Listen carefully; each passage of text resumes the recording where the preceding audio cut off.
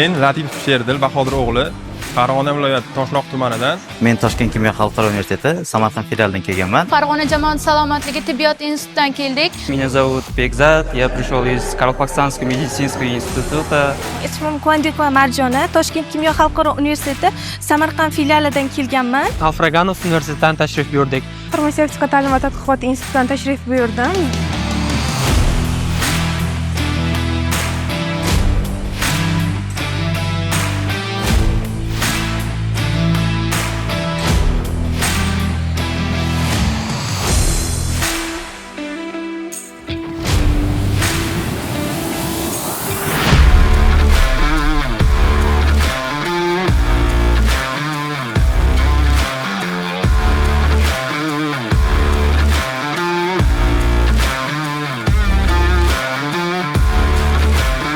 Barcha ishtirokchilarga omad tilayman.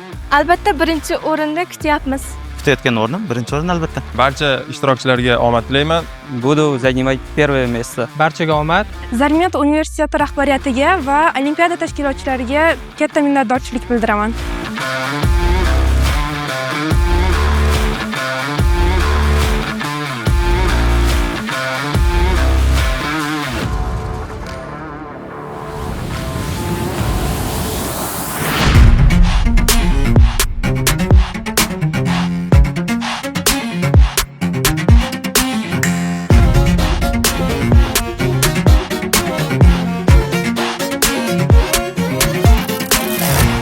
Fan olimpiadasi avvalambor iqtidorli talabalarni saralash, ularni rag'batlantirish va yanada yuksalishiga imkon berishdir. Ikkinchi bosqich auditoriya xonalarida amaliy ko'nikmalarni egallash bosqichi bo'lib o'tadi. Bu yerda biologiya zalida biologiya seksiyasi fan olimpiadasi uchun mo'ljallangan xona, talabalar mikroskop bilan ishlash, bu yerda hujayralarni o'rganish yoki bo'lmasa hujayralar ichida bo'layotgan jarayonlar, xromosomalarda o'zgarishlar bo'yicha o'z bilimlari bilan sinashadi va eng yaxshi iqtidorli talabalarni saralab olish imkoni paydo bo'ladi. Они должны показать свои знания о том, как выполняются эти практические навыки, какое значение они имеют в медицине и в постановке диагноза. Histologiya fani bo'yicha qilinadigan ishlar talabalar keladi, tayyorlangan preparatlar asosida mikroskopda o'sha preparatni ko'radi, o'sha preparatni turini aniqlaydi, unga tavsif beradi, mikroskop bilan ishlash qoidalarini va o'zini bilimlarini bizga ko'rsatib o'tadi. Bu yerda talabalar makroskopik hamda mikroskopik preparatlarni tasvirlash va preparatlarga nisbatan beriladigan juri a'zolari tomonidan savollarga javob berishadi.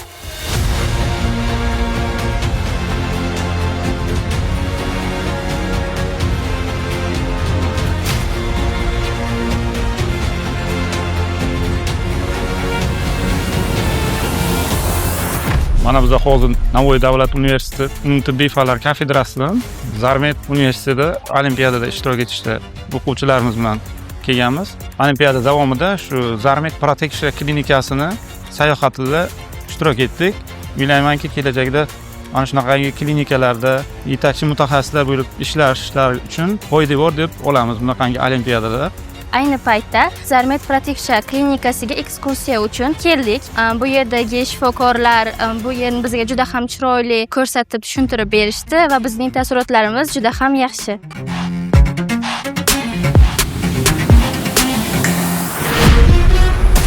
Zarmet universiteti Samarqand kampusida tibbiyot oliygohlari talabalar o'rtasida o'tkazilgan ikkinchi xalqaro olimpiada Zarmet 2026lik tantanali taqdirlash marosimiga jam bo'lib turibmiz.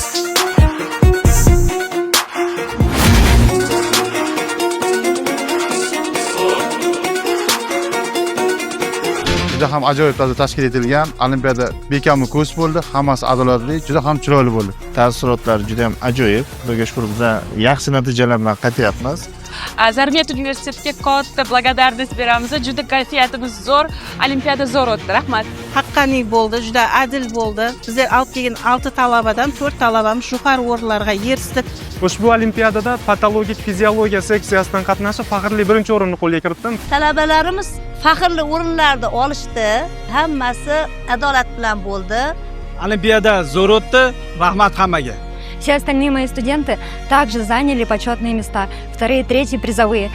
Har yili mana o'tkazilayotgan olimpiada bizda juda ham yaxshi taassurotlar qoldiryapti. Juda chiroyli tarzda olimpiada o'tkazildi. Biz bundan juda ham minnatdormiz va barcha tashkilotchilarga, Zarmet universitetining rahbariyatiga, shaxsan rektorlariga biz o'z minnatdorchiligimizni va tashakkurlarimizni bildiramiz.